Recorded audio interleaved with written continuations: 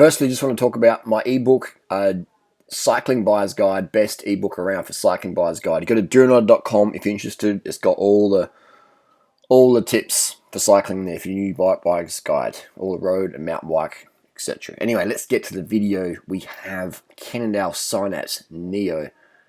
It's an e-bike. It's an e-bike. Is this the biggest rip-off in road cycling right now? Someone asked me. They saw it on my Instagram. They're like, what's the deal here? I'm a fan of e-bikes. I'm a fan of e-bikes, and in today's low-carb keto world, more and more people are going to be riding less and driving more. So I think that an e-bike is a good thing for people who don't have enough carbohydrates, or, I mean, there's a lot of reasons you'd get an e-bike. All right, maybe we'll get to that afterwards. Let's have a look at the range first. So this is it's got a Dura-Ace group set on there. It's interesting how they got it marketed. They've got a fit-looking, high-carb, vegan sort of looking guy. Lean, it's like one of our gang, and disc brakes, Dura-Ace, things like that. It's got the new latest Bosch Gen 3. I'd like to have a ride of this. I would like to have a ride of this bike. It's an alloy bike. The weight wise, not sure. It's got a 500 watt hour, so big range, potentially big range. 92k in turbo mode. I would like to. I mean, what does turbo mode mean though? Does turbo mode mean 25k an hour? 25k's an hour. That's a joke. The Australian laws there, 25k an hour, e-bike laws. Let's make the world less polluted in Australia, and let's make e-bikes restricted to 25k an hour. So you buy a $10,000 e-bike, and you can't even keep up in local flat ride. What a stupid fucking law. So it's got some racks on here or something like that. It's pretty cool. Put racks and fenders on there, so it's pretty pragmatic. Anyway, I would like to have a ride of this bike. Geometry looks pretty cool for me.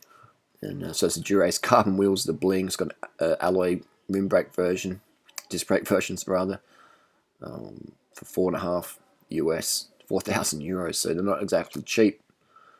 Not exactly cheap, but they look pretty cool. But prices on e-bikes are going to drop, and they should because it shouldn't cost that much to make an e-bike.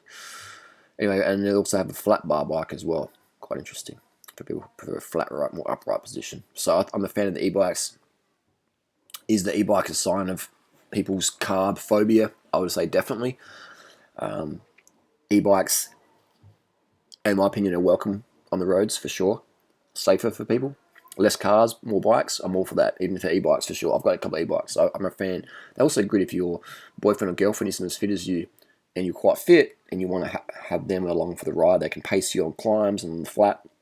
So e-bikes can be great for partners to really enjoy hard, long rides together outside the bedroom. So I would say e-bike is good. I would love to have a ride with one of these Cannondale bikes to see what it feels like. An e-bike, road bike, I would be very, very, very curious to see how it rides. But I don't think we're going to have those in Australia. So anyway, is this the biggest rip-off in road cycling right now? It could be. It could be, because if you need an e-bike and you're just a sort of normal rider, and you're just riding around to do basic stuff, then just carb up more. But maybe you have an injury, maybe you have a partner who's a lot fitter than you, and it's unrealistic for you to keep up with them at the moment. So then the e-bike can be great for you. Or maybe you're like me and you want to have an e-bike just to commute on, to run errands on, while you use your normal bike for training and racing and Strava and stuff like that. So you just want a commuter bike to do all your shopping with and just get it done. So the e-bike can be good for that. So it depends if it's a rip-off for you or not. Depends on the context of that question people ask me on the forum. So there you go. Is it the biggest rip-off in cycling right now?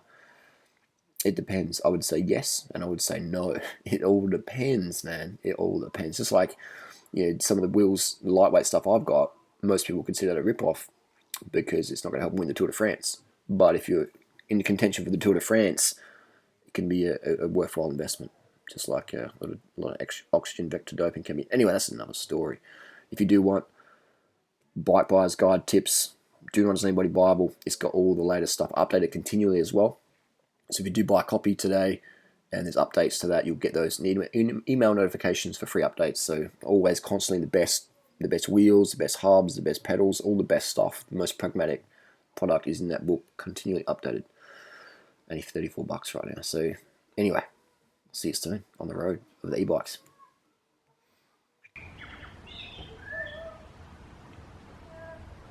Go vegan! Hence why we opted for castration up the door. Oi, oi, oi, oi, oi, oi, oi. Yeah, boy. There's no coming back from that one, shit cunt. No refunds. You're just gonna have to accept it.